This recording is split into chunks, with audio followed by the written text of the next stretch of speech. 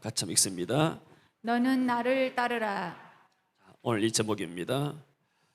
자, 예수님은 천국 복음을 전파하시면서 많은 환자들을 고치셨습니다.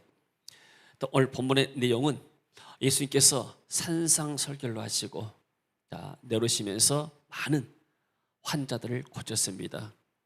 그래서 여러 환자들, 귀신 들린 사람들, 각색 병든 사람들 예수님께 몰려왔습니다. 굉장히 어떤 면에서는 사역 초기에 많은 사람들이 예수님을 따라다니면서 나도 병 고침 받을까, 내 문제가 해결될까, 이런 기대 속에서 예수님을 따랐는데 그 예수님은 그 따라온 무리들을 좀 이렇게 멀리하면서 좀 한적한 곳으로 가서 지금 또 제자들을 가르치는 그런 내용입니다. 그런 가운데서 제자들에게 두 사람이 나와서 이렇게 예수님께 여쭈는데 거기에 대한 예수님이 답변을 해서 가르칩니다.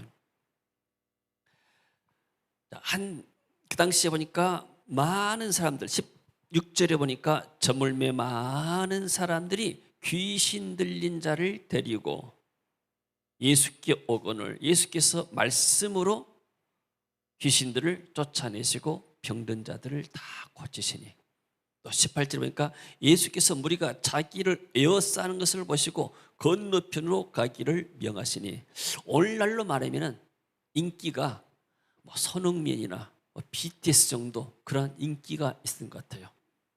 그 당시에 이게 전 세계 아니고 유대 땅에서는 선지자가 나와서 기적을 한다게 되면 유대 모든 사람들이 다 따라할 만한 그러한 이렇게 사건이었죠.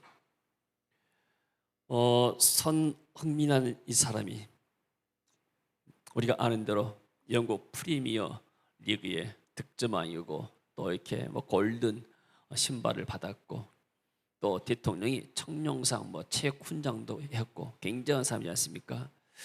누가 이 손흥민이라는 사람을 만들어냈을까? 이 세계적인 스타를.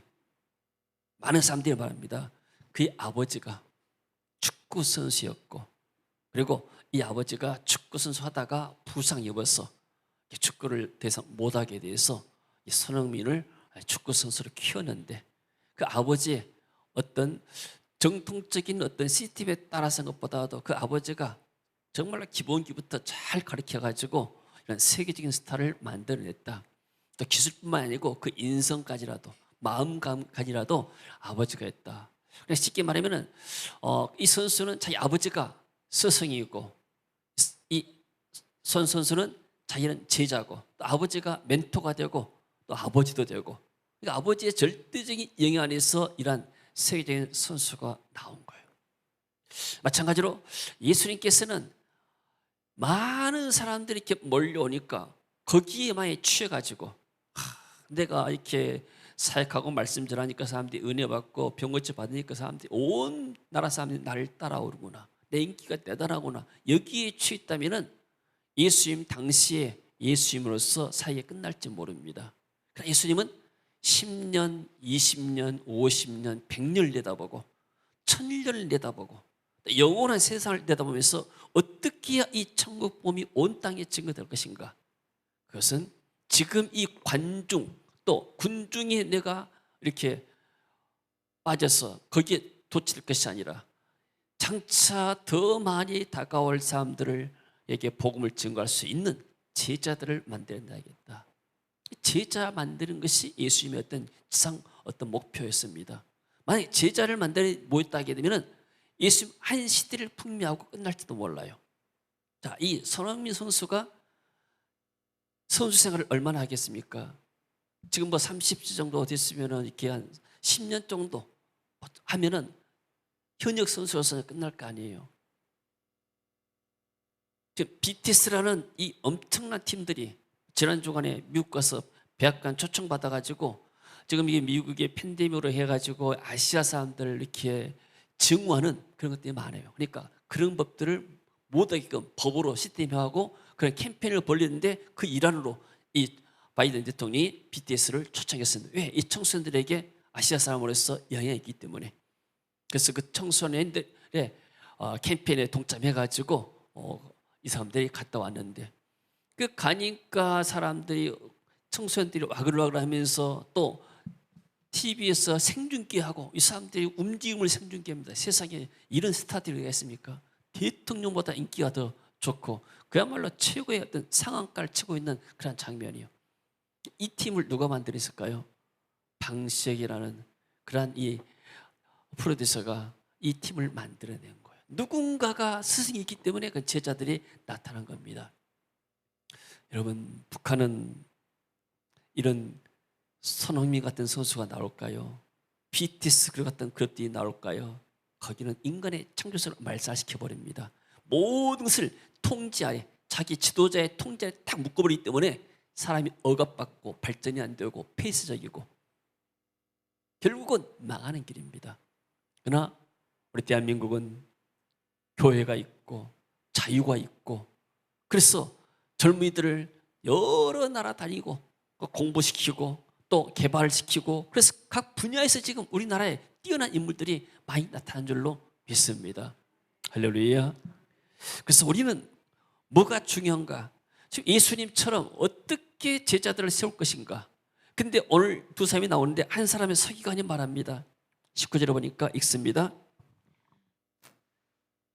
한 서기관이 나와 예수께 말씀하되 선생님이여 어디로 가시든지 저는 따르리이다. 이 서기라는 것은 율법 학자들이고 또 성경을 필사하는 어떤 면에서는 율법 박사들, 성경 박사들, 올라면 대학 교수 박사급 사람들입니다. 근데 이런 사람들이 주로 어떤 일을 했는가? 바리새인과 더불어서 예수님의 복음 사역을 방해하고 비판했던 무리의 사람입니다. 예수님 오직 있으면 마태복음 23장에서 바리새인들, 서기관들 외식하는 자들이다, 회칠한 무덤이다, 독사의 자식들이다, 굉장히 이 사람들을 이렇게 책망했습니다. 그런 사람들이 자기의 기준에 맞지 않으니까 이 예수님은 어떤 정통적인 학교를 졸업한 사람도 아니고 또 자기 그룹에 또 들어있던 바리새인도 아니고 그야말로 어떤 면에서는 외부에서 들어오는 이방인처럼 느껴지고 더구나 출신도 정통 예루살렘 출신이 아니고 저 갈릴리 올라마 뭐 전라도처럼 이렇게 소외된 이 지역들 그런 출신이기 때문에 누가 알아지도 않습니다. 근데 이 사람이 나와가지고 다니면서 기적하고 뭐 하게 되니까 이 사람들이 이 사람을 흠집 잡고 깎아내려고 그렇게 지금 하고 있는 비판한 것이죠. 어떻게 비판했는가? 바리새인의 서기관들, 그러니까 바리새인 파 안에서 또 서기관들 있죠.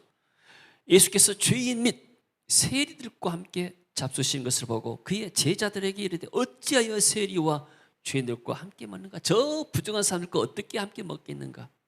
저 사람들은 아주 부정한 사람들 아닌가? 죄인들이고 죄인의 대명사 아닙니까?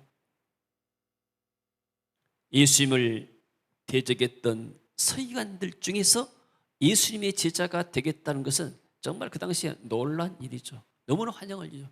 우리 같으면 당신이 그런 당신의 서기관 그룹에서 바리새인들의 그룹에서 나와서 내 제자가 되게 되면 많은 비판을 받을 것인데 그것도 감수할 수 있겠습니까? 좀 대단하십니다. 이 칭찬해야 되는데 예수님의 답변은 달랐습니다. 어떻게 말씀했을까요? 바리새인의 서기관들이 예수께서 죄인 및 세리들과 함께 잡수시는 것을 보고 그의 제자들에게 이르되 어찌하여 세리 및 죄인들과 함께 먹는가? 예수님께 나와서 제자가 되겠다 했는데 그 당시에 쉽게 말하면 이 서기관이 예수님을 따르는 동기는 뭐냐면은 예수님의 사역이 굉장히 말씀의 능력도 있고 권세도 있으니까 이분에게는 뭔가 하나님의 보낸 선지자의 사명이 있고 하나님의 말씀의 능력이 있구나, 기적들을 보게 되니까 분명히 하나님의 사명이라 이런 확신이 있었기 때문에 예수님을 따르기로 작정했습니다.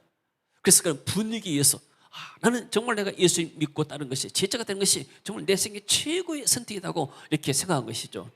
여러분, 지금까지 여러분들이 살아오시면서 최고의 선택이 무엇입니까? 어떤 것이 가장 최고의 선택이었습니까?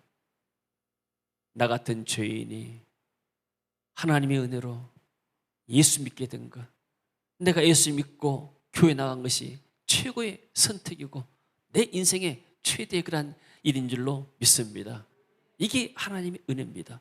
그 전에는 안 믿어져요. 하나님의 은혜 받기 전에는 예수님이 하나님 아들이라는 사실이 믿어지지 않고 동정녀 마리아에서 태어났다는 사실이 믿어지지가 않아요. 그러나 하나님의 은혜가 내게 부어지고 나니까 예수님이 구제수가 되고 내 죄 문제를 해결하신 분이시고 나는 이제 예수님을 통해서 하나님의 자녀이 되었다는 사실이 믿어진 것이 하나님의 큰 은혜고 우리의 가장 큰 좋은 선택이 되어진 줄로 믿습니다. 한국 교회가 굉장히 부흥했습니다.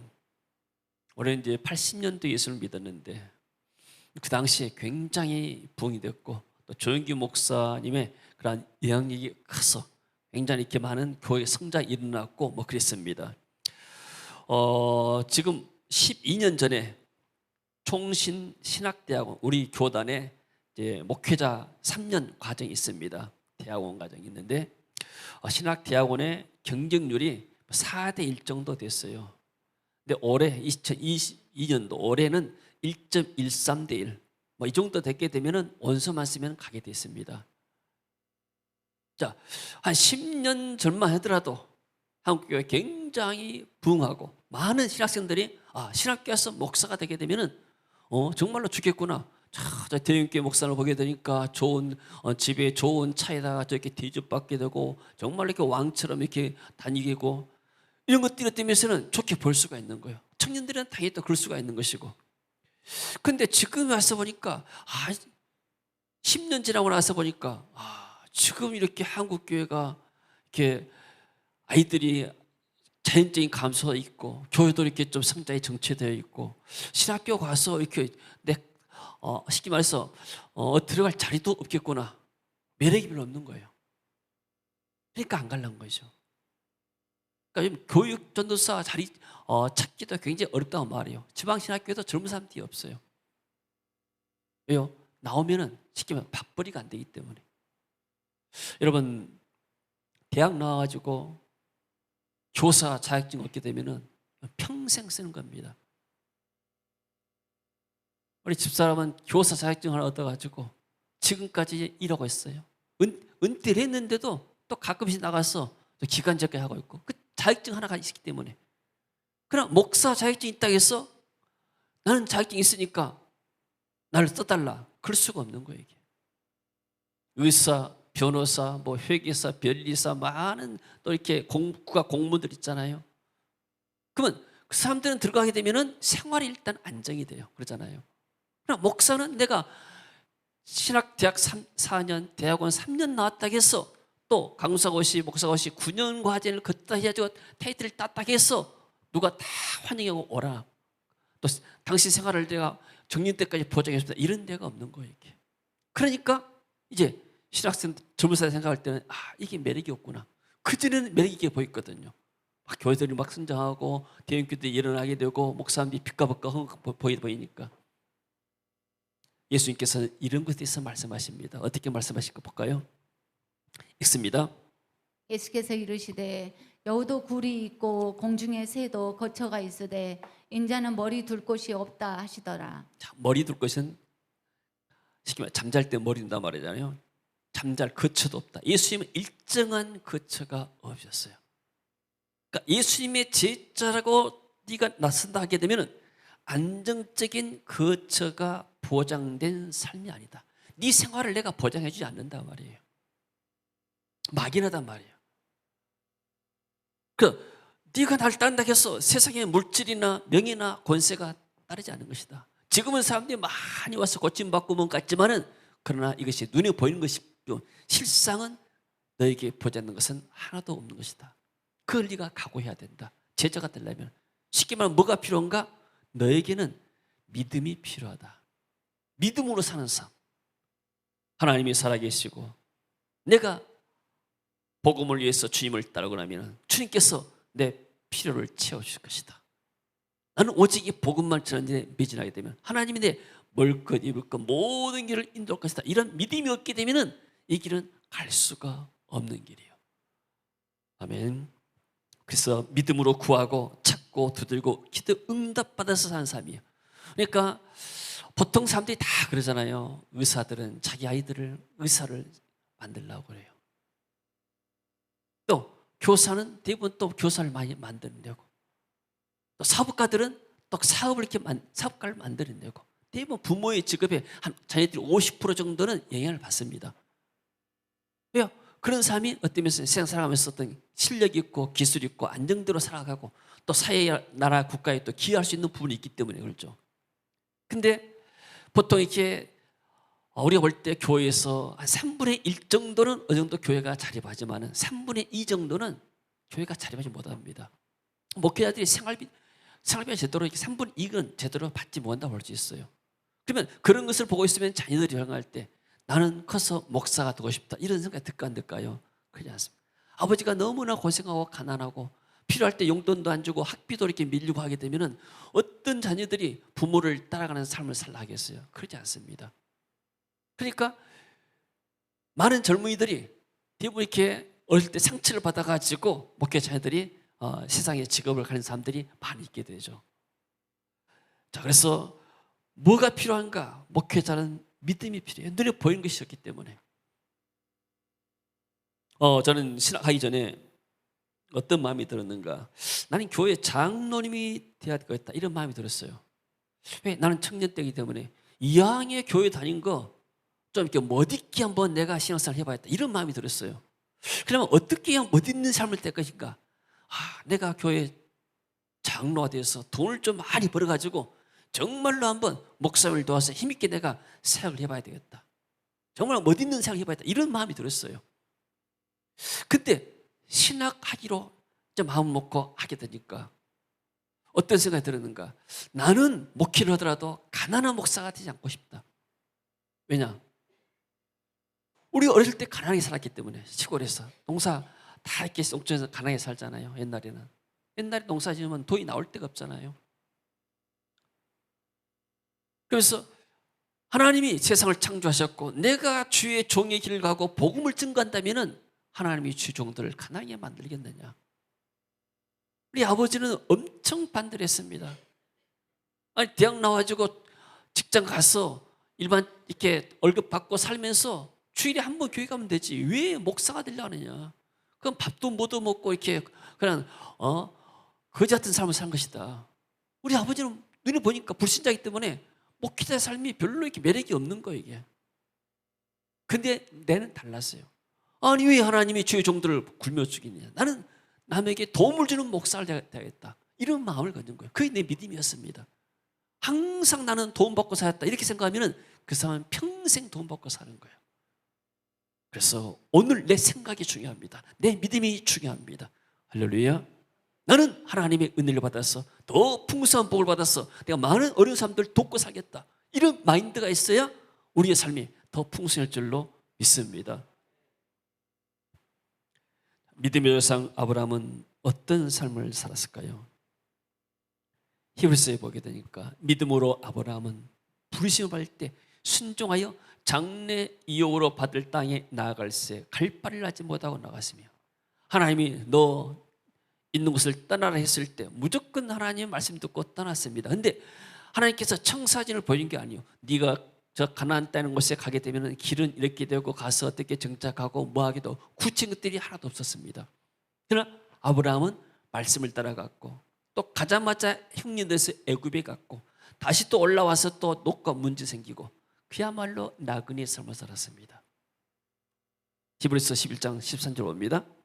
이 사람들은 다 믿음을 따라 죽었으며 약속을 받지 못하였으되 그것들을 멀리서 보고 환영하며 또 땅에서는 외국인과 나그네임을 증언하였으니. 멀리서 보고 환영하며 이 땅에서는 외국인과 나그네임을 증언하였다. 여러분 우리는 이 땅에 잠깐 살다가 하는 나그네에 불과합니다. 이 땅이 우리의 영원한 정착지가 아닙니다. 우리는 영원한 하나님 나라가 우리의 정착지가 된 줄로 믿습니다. 할렐루야. 사도 바울도 복음을 전하면서 많은 고난의 삶을 살게 됐죠. 그들이 그리스도의 일꾼이냐 정신없는 말을 하거니와 나는 더욱 그러하다. 내가 수고를 넘치도록 하고 옥에 갇히기도 더 많이 하고 매도 수없이 맞고 여러 번 죽을 뻔했고 유대인에게서 40에 하나 감한 매를 5번 맞고 3번 태장으로 맞고 한 번 돌로 맞고 3번 파승하고 일주야를 깊은 바다에 지냈고 여러 번 여행하면서 강의 위험과 강도의 위험과 동족의 위험과 이방인의 위험과 시인의 위험과 광야의 위험과 바다 거짓 형제 중에 위험을 당하고도 수고하고 애쓰며 여러 번 자지 못하고 줄이고 목마르며 여러 번 굶고 춥고 헐벗었다. 사도 바울도 어떤 면에서는 그가 예수님을 따랐으면 평안히 살 수 있었지만은 그러나 예수님을 따라서 많은 고난을 받았습니다. 예수님처럼 고난받고 복음을 증거했던 거예요. 그래서 사도 바울이 나중에 자기가 담대히 말합니다. 나를 위해서는 의의 멸관이 다 예비됐다. 이렇게 담대한 믿음의 고백을 했습니다. 할렐루야. 우리 찬양 한번 해볼까요? 우리가 지금은 나그네 되어도 화려한 천국에 가려니. 그 찬송가 있나요? 우리가 지금은 나그네 되어도 우리가 지금은 나그네 되어도 화려한 천국에 머자나 거리니 이 세상 있을 때 주 예수 위하여 끝까지 힘써 일하세. 주 내게 부탁하시니 천사도 음모하겠네. 화목해 하라시 구주의 말씀을 온 세상 널리 전하세. 자, 그 다음에 4번째입니다. 자, 사명이 우선순위다. 21절 읽습니다. 제자 중에 또 한 사람이 이르되 주여 내가 먼저 가서 내 아버지를 장사하게 허락하옵소서. 자, 장사 지낸단 말은 사람이 죽고 나게 되면은 장례식을 한단 말이죠. 근데 이 제자는 지금 당장 자기 아버지가 돌아가신 게 아니에요. 이 아버지는 언제 돌아갈지 몰라요. 아마 오늘 내일 할 수도 있게 되고 또 뭐 1년 후에나 지금부터 연로하셨기 때문에 아버지가 돌아가시고 나게 되면은 아버지 제가 장사 끝나고 나서 이렇게 자유로울 때 내가 주님을 따르겠습니다. 1년이 될지 2년이 될지 혹은 5년이 될지 모르는 그런 상황입니다. 그래서 보통 사람들이 죽은 부모님을 장례한다는 것, 장례식을 정말로 영광스럽게 잘한다는 것은 자녀로서 마땅한 도리고 또 그것이 마땅 우리 하나님 말씀대로 부모를 이렇게 돌아가신 부모를 예를 갖추어서 보내드리는 것이죠. 좋은 일입니다. 그러나 이 제자의 아버지는 아직 살아있었고 언제 장례식이 있을지 모르는데 이것은 어떤 걸 의미하냐면은 주님, 제가 주님을 따르고 싶습니다. 주님이 정말 그리스도시고 살아계신 하나님 아들이십니다. 나도 주님을 따라서 주님처럼 복음을 증거하고 싶지만 그러나 지금 내 집안 사정을 보게 되니까 연로하신 아버지가 계십니다. 그래서 내가 이렇게 장남이기 때문에 아버지를 좀 모셔야 되겠습니다. 그 아버지가 이제 편안하게 하늘나라 가고 나게 되면은 내가 이렇게 육신이 맞추고 나게 되면 내가 주님을 따르겠습니다. 어떤 좋은 말이 될 수 있어요.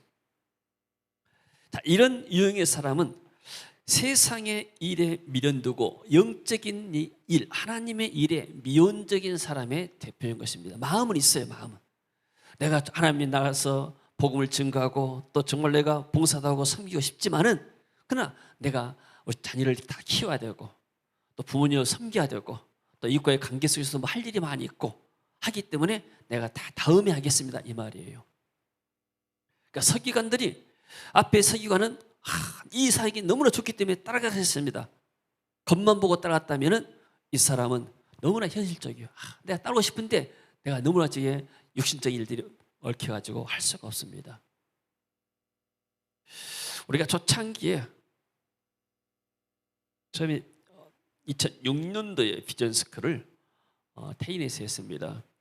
한 70명 목회자들이 모였어요.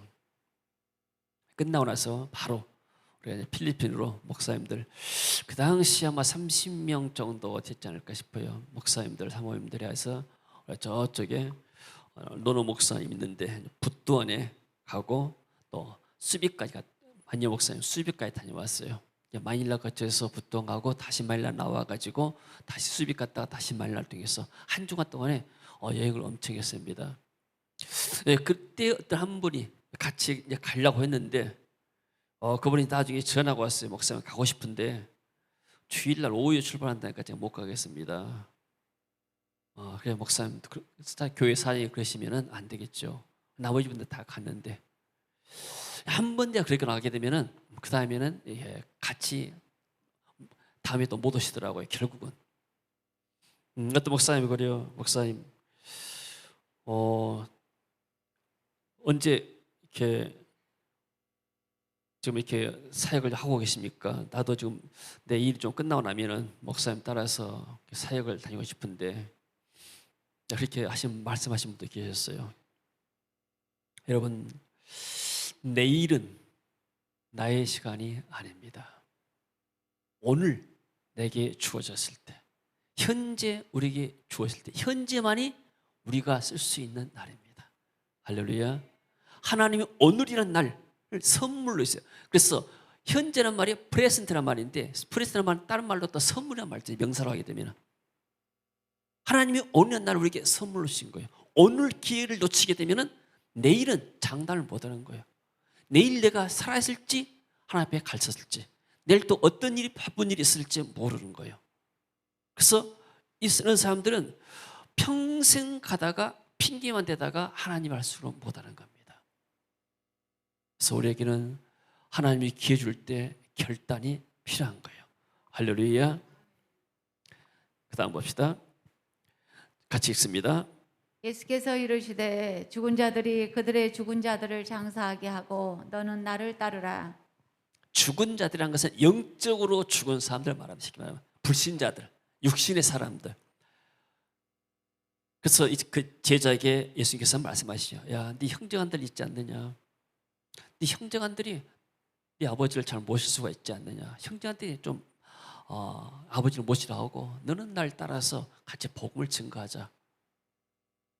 그러면 어떤 면에서는 이 복음 전한 이 제자 때문에 그 집이 또 하나님의 축복이 갈 수가 있는 것이죠. 그래서 죽은 자들은 불신자인데 육신의 사람들에게 맡기고, 그것은 네가 아니어도 형제가 네 할 수 있지 않느냐. 그럼 형제한테 맡기고 너는 나를 따라서 복음을 증거해라. 자, 그 다음에 봅니다. 신앙의 길은 차선이 아니라 항상 최우선의 길. 내가 두 가지를 선택한다면 올 여러분들이 내가 교회를 할 것인가, 친구 결혼식 할 것인가? 친구 결혼식 평생에 한 번밖에 없는데 가야 되겠다. 오늘 6월 첫 주일 주일 예배도 평생에 한 번밖에 없어요. 아멘. 한 번밖에 없는 예배요. 6월 첫 주일에. 다음 주는 또 두 번째 주잖아요. 다 다릅니다. 다음 주에 또 우리가 또 어떤 일이 일어날지 모르는 거예요. 그래서 우리는 항상 믿음 하나를 생긴 것을 최상으로 최선으로 선택해야 할 줄로 믿습니다. 오직 예수, 오직 믿음, 오직 의인은 믿음으로 말미암아 살리라. 아멘.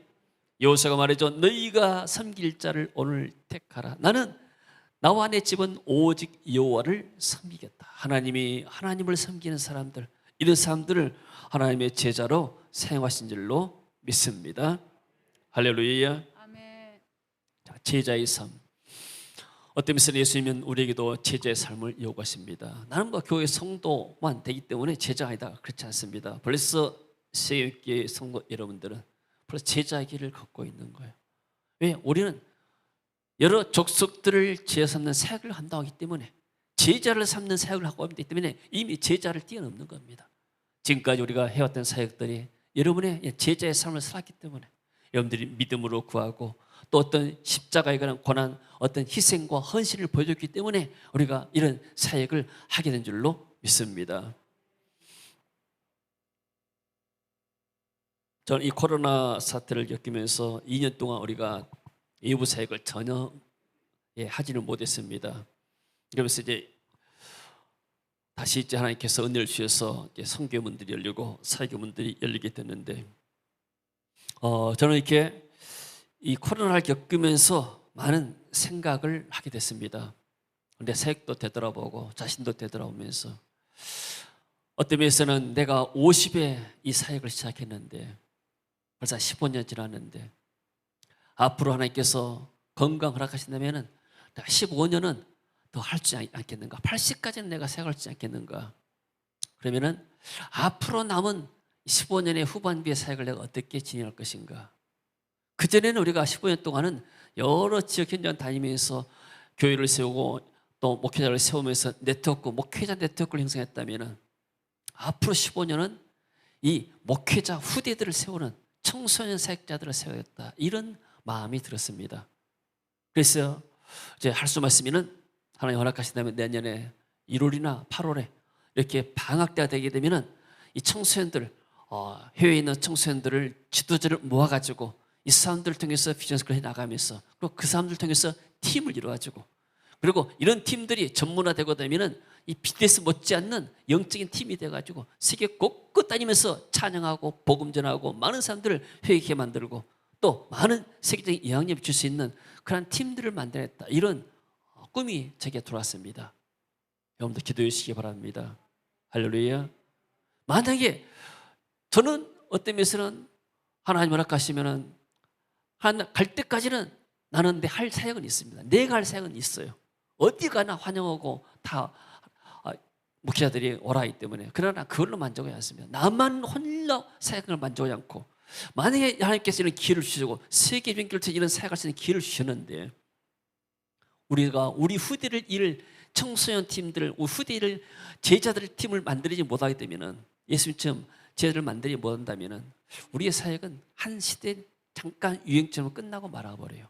만약에 하나님께 허락하셔서 은혜 주셔서 우리 못지않는 팀들을 만들어낸다면 정말로 세계공화에 큰 역할을 할 수 있는 제자들이 일어나지 않겠는가. 지금 GBS를 통해서 목회자들이 많이 일어나고 있고 또 청소년 사역자들이 많이 나오고 있습니다. 그러나 전부 다 개교의 사역들이요, 이런 사람들을 한 군데 모아가지고 팀으로 만들 수 있는 그러한 리더십이 필요합니다. 그 일을 제가 해보려고 합니다. 왜요? 저는 15년 동안 해왔던 사역이 있기 때문에 어떤 일을 하려면 최소한 10년은 해야 그 분야의 전문가가 된다고 해요, 사람들이.